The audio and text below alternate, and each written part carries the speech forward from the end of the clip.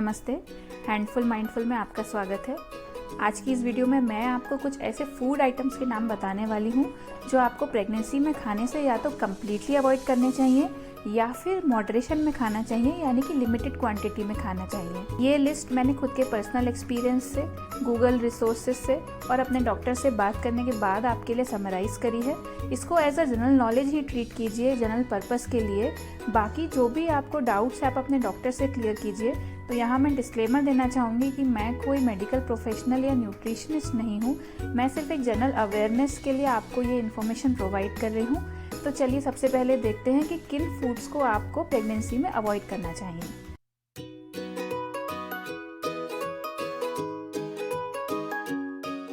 इनमें सबसे पहला नाम है एलोवेरा का। अगर आप कुछ भी जूस फॉर्म में कंज्यूम कर रही हैं या फिर नेचुरली ही आप जो एलोवेरा लीफ होती है उसको कंज्यूम करती हैं, तो प्रेगनेंसी में सजेस्ट किया जाता है कि इमीडिएटली इसको स्टॉप कर देना चाहिए, क्योंकि एलोवेरा एक लैक्सेटिव होता है। तो इससे आपको ब्लीडिंग का, स्पॉटिंग का और साथ ही मिसकैरेज का चांस हो सकता है। सेकंड नंबर पर है अजीनोमोटो, इसको MSG भी बोलते हैं। ये यूजुअली आपको कैंड जो फूड प्रोडक्ट्स होते हैं, साथ ही इंस्टेंट नूडल्स होते हैं या फिर चाइनीज़ जो भी फूड आइटम्स होते हैं जो रेस्टोरेंट्स में या आपको स्ट्रीट फूड में अवेलेबल होता है, तो उसको आप अवॉइड कीजिए।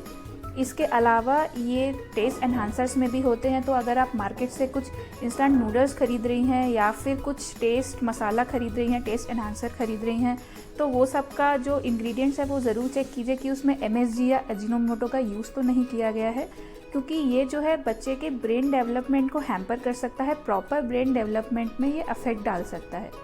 इसके अलावा जो वेजिटेबल्स होते हैं जो गैस कॉजिंग होते हैं, आपको उन्हें अवॉइड करना चाहिए, क्योंकि प्रेगनेंसी में ऑलरेडी डाइजेस्टिव सिस्टम बहुत स्लो हो जाता है, तो कॉन्स्टिपेशन और गैस्ट्रिक इश्यूज इंक्रीज़ हो जाते हैं। तो वेजिटेबल्स जैसे कि कॉलीफ्लावर यानी कि गोभी हो गया, या ब्रोकली है, कैबेज, पत्ता गोभी है, इस तरीके की जो भी वेजिटेबल्स जो आपको गैस क्रिएट कर सकती हैं उनको अवॉइड कीजिए। इसी तरीके से जो ग्रेन्स होते हैं जो डाइजेस्ट होने में बहुत टाइम भी लगाते हैं और आपको ब्लोटिंग के साथ साथ गैस्ट्रिक इश्यूज़ का भी रीज़न हो सकते हैं, उन्हें भी आप जितना हो सके अवॉइड कीजिए।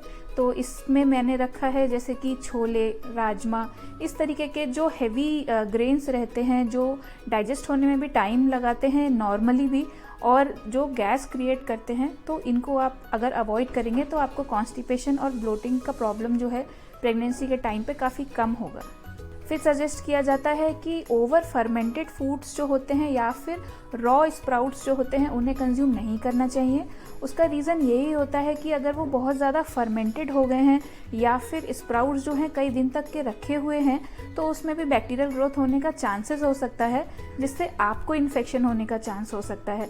तो ऐसा कोई ज़रूरी नहीं है कि जो नॉर्मली फर्मेंटेड फूड्स या अगर आप स्प्राउट्स बॉईल करके खा रही हैं तो प्रॉब्लम होगी, लेकिन यूजुअली सजेस्ट किया जाता है कि रॉ स्प्राउट्स और जिस फूड को बहुत ज़्यादा फर्मेंट किया गया है उसको आप अवॉइड कीजिए। इसी तरीके से सजेस्ट किया जाता है कि जो स्टेल खाना होता है, यानी कि रखा हुआ बासी खाना होता है कई दिनों का, उसको आपको नहीं खाना चाहिए। यहाँ भी रीज़न वही होता है, कुछ बैक्टीरियल ग्रोथ या मोल्ड इन्फेक्शन अगर उसमें डेवलप हो गया है तो वो आपको और आपके बच्चे दोनों को ही अफेक्ट करेगा। तो मैं सजेस्ट करूँगी कि जितना हो सके फ्रेश खाना ही खाइए, ताकि ये सब इन्फेक्शन होने का चांसेस आपको ना रहे। फिर आपको ऐसा खाना अवॉइड करना चाहिए जो नेचर में बहुत ज़्यादा हॉट होता है, इसको हिंदी में बोला जाता है कि जिसकी तासीर बहुत गर्म होती है, जैसे कि ड्राई फ्रूट्स हो गया। तो स्पेशली फर्स्ट ट्राइमेस्टर जो होता है, यानी कि फर्स्ट 3 मंथ्स होते हैं, में ये सब फूड आइटम्स खाने के लिए मना किया जाता है। और अगर आपको रिकमेंड किया भी जाता है खाने के लिए, तो सजेस्ट किया जाता है कि ये सब आइटम्स पानी में रात भर भिगोने के बाद ही खाएं, जिससे जो उसकी हीट है वो निकल जाती है और आपको और आपके बच्चे को कोई प्रॉब्लम नहीं होगी। लेकिन फिर भी मैं सजेस्ट करूँगी कि यहाँ अपने डॉक्टर से एक बार ज़रूर कंसल्ट कर लीजिए। अगर आपकी रिस्की प्रेगनेंसी है या पहले कुछ मिसकैरेज वगैरह हो चुका है, तो अपने डॉक्टर के सजेशन पे ही ड्राई फ्रूट्स या इस तरीके के आइटम आप कंज्यूम कीजिए। फिर बहुत ज़्यादा तीखा यानी मिर्च वाला खाना, बहुत ज़्यादा नमक वाला खाना या बहुत ज़्यादा चीनी वाला शुगरी आइटम्स भी आपको अवॉइड करना चाहिए। बहुत ज़्यादा तीखा खाना खाने से आपको एसिडिटी की प्रॉब्लम होगी, जो आपको प्रेगनेंसी में होने वाले डिस्कम्फर्ट को और इंक्रीज़ कर देगी। वहीं बहुत ज़्यादा सॉल्टी यानी कि बहुत ज़्यादा नमक वाला खाना खाने से प्रेगनेंसी में आपको हाई BP की प्रॉब्लम हो सकती है। और बहुत ज़्यादा शुगरी आइटम्स जैसे कि कोल्ड ड्रिंक्स वगैरह हो गई, जूसेस हो गए, जो बाज़ार में रेडीमेड पैकेट्स आते हैं, वो आप जितना ज़्यादा कंज्यूम करेंगी उससे आपको जो है प्रेगनेंसी में जेस्टेशनल डायबिटीज़ होने का उतना ज़्यादा रिस्क बढ़ जाएगा। तो आप कोई भी फूड आइटम खा रही हैं तो एक मॉडरेशन में खाइए, ताकि आपको प्रेगनेंसी में होने वाले अलग अलग प्रॉब्लम्स को फेस ना करना पड़े।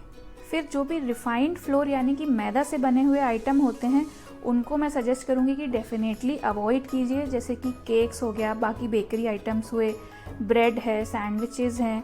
इस तरीके के आइटम कंज्यूम करने से आपका डाइजेस्टिव सिस्टम जो ऑलरेडी प्रेगनेंसी में स्लो हो गया है, आपको कॉन्स्टिपेशन का, ब्लोटिंग का बहुत ज़्यादा इशू फील होगा। तो मैं सजेस्ट करूँगी जो भी रिफाइंड फ्लोर बेस्ड आइटम्स हैं वो जितना कम से कम आप कंज्यूम करें, वो आपके लिए प्रेगनेंसी में उतना कम डिस्कम्फर्ट का रीज़न बनेगा। और अगर आप प्रेगनेंसी में ऑलरेडी ब्लोटिंग और कॉन्स्टिपेशन से परेशान हैं तो मैं इसके ऊपर बहुत जल्दी ही एक वीडियो शेयर करने वाली हूँ। मैं आपको सजेस्ट करूँगी कि चैनल को सब्सक्राइब कर लीजिए, ताकि जब भी मैं वो वीडियो पोस्ट करूँ तो आपको नोटिफिकेशन मिल जाए। फिर इसके अलावा आपको कैफिनेटेड ड्रिंक्स यानी कि जैसे टी, कॉफ़ी, ये सब जितना हो सके अवॉइड करना चाहिए। अगर आपको क्रेविंग हो रही है तो आप अपने डॉक्टर से कंसल्ट करके पूछ के जो है एक लिमिट अपना सेट कर सकती हैं, लेकिन यूजुअली ये सजेस्ट किया जाता है कि अगर आप एक रेगुलर टी या कॉफ़ी ड्रिंकर हैं और बिल्कुल अवॉइड नहीं कर सकती तो मैक्सिमम 1 या 2 कप्स इज़ फाइन, लेकिन उससे ज़्यादा कंज्यूम करना बच्चे के लिए और आपके लिए, दोनों की हेल्थ के लिए अच्छा नहीं रहता। फिर कार्बोनेटेड जो भी ड्रिंक्स होती हैं यानी फिज़ वाली जो ड्रिंक्स होती हैं, जैसे कोल्ड ड्रिंक्स हो गई या बाकी और जो भी सोडा वगैरह होता है, तो वो सब आप कंज्यूम जितना कम से कम करें या ना करें तो अच्छा रहेगा, क्योंकि इन सब में शुगर का क्वांटिटी बहुत ज़्यादा हाई होता है। और अगर आप ऑलरेडी हायर रिस्क पे हैं जेस्टेशनल डायबिटीज़ डेवलप होने के, तो डेफिनेटली ये आइटम्स आपको कम्प्लीटली अवॉइड करने चाहिए।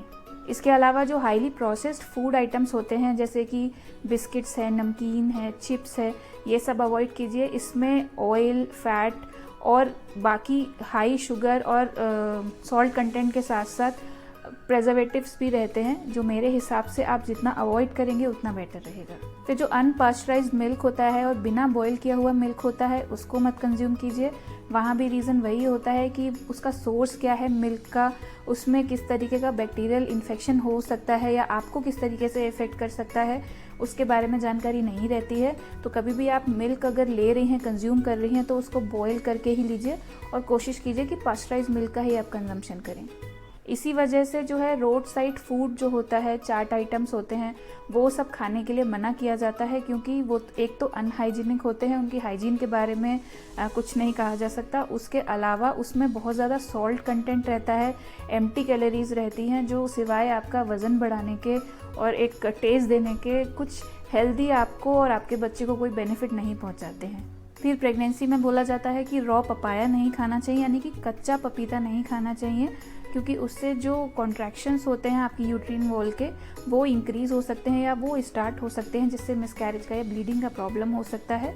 यहाँ मैं आपको एक बात क्लियर कर देना चाहती हूँ कि आप जो पका हुआ पपीता होता है यानी कि राइप जो पपाया होता है वो मॉडरेशन में कंज्यूम कर सकती हैं, लेकिन रॉ पपाया आपको बिल्कुल भी कंज्यूम नहीं करना है। फिर नेक्स्ट फूड आइटम जो है वो है पाइनएप्पल, वो भी आप मॉडरेशन में कंज्यूम कर सकती हैं राइप अगर है तो, क्योंकि वो जो सर्विक्स होती है वो उसको सॉफ्टन कर देता है, जिसकी वजह से अगेन आपको जो है प्रेगनेंसी में डिस्कम्फर्ट या फिर ब्लीडिंग, स्पॉटिंग, मिसकैरेज का प्रॉब्लम हो सकता है।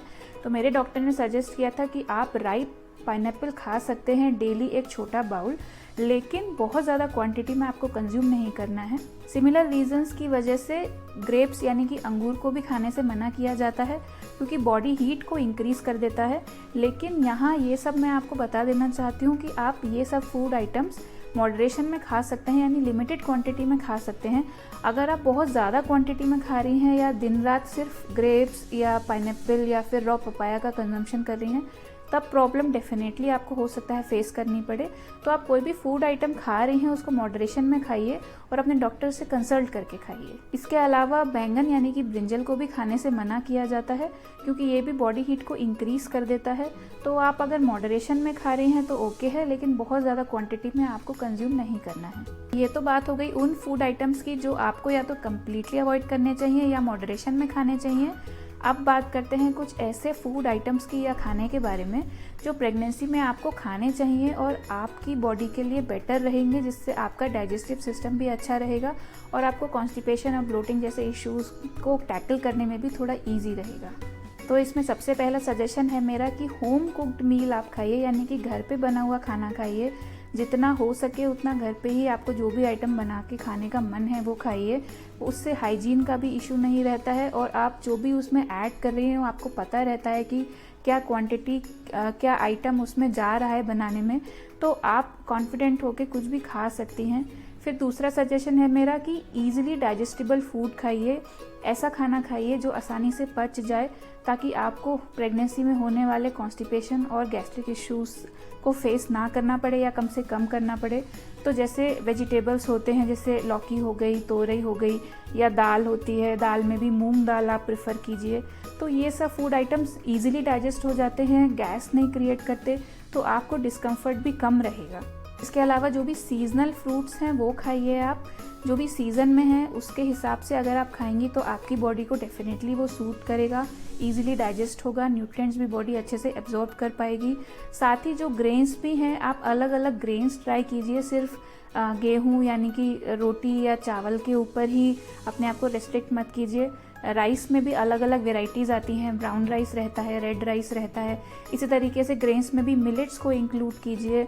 अलग अलग तरीके के मिलेट्स रहते हैं, जिससे आपकी जो डाइट है वो एक वेल बैलेंस्ड डाइट होने के साथ साथ आपको प्रॉपर न्यूट्रिएंट्स भी उसमें से मिल पाएँ। फिर अगर आप ड्राई फ्रूट्स का कंजम्पशन कर रही हैं तो उसको रात भर पानी में भिगो के खाएं, ताकि उसकी जो हीट है वो उसमें से निकल सके और आपको किसी भी तरीके की कोई प्रॉब्लम ना फेस करनी पड़े। वहीं अगर आप मिल्क कंज्यूम कर रही हैं तो उसको अच्छे से बॉईल करने के बाद ही पीजिए। जो भी फूड आइटम्स आप कंज्यूम कर रही हैं, जैसे फर्मेंटेड फूड्स होते हैं, जैसे इडली है, डोसा है, तो उसको एक टाइम के बाद, फर्मेंट होने के बाद फ्रिज में रख दीजिए, ताकि वो ओवर फर्मेंट ना हो। स्प्राउट्स अगर आप खा रही हैं तो उसको अच्छे से बॉईल करके खाइए, ताकि किसी भी तरीके का कोई भी इन्फेक्शन होने का आपको चांस ना रहे।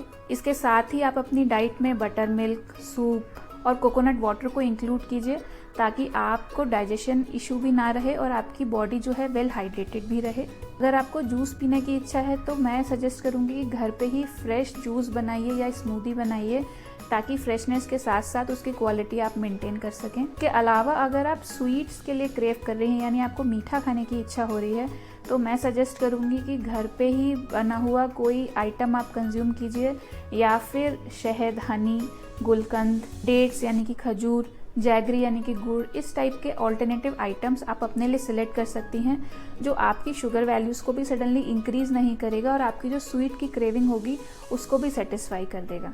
तो आज की वीडियो में बस इतना ही। मुझे उम्मीद है ये इन्फॉर्मेशन आपको डेफिनेटली हेल्प करेगी डिसाइड करने के लिए कि प्रेगनेंसी में कौन से फूड आइटम्स आपको खाने चाहिए और कौन से अवॉइड करने चाहिए। तो वीडियो पसंद आई हो तो लाइक और शेयर ज़रूर कीजिए, और ये इन्फॉर्मेशन अपने फ्रेंड्स और फैमिली के साथ शेयर करना ना भूलें। तो मिलते हैं ऐसी ही एक और इन्फॉर्मेटिव वीडियो के साथ। तब तक के लिए हैप्पी पेरेंटिंग।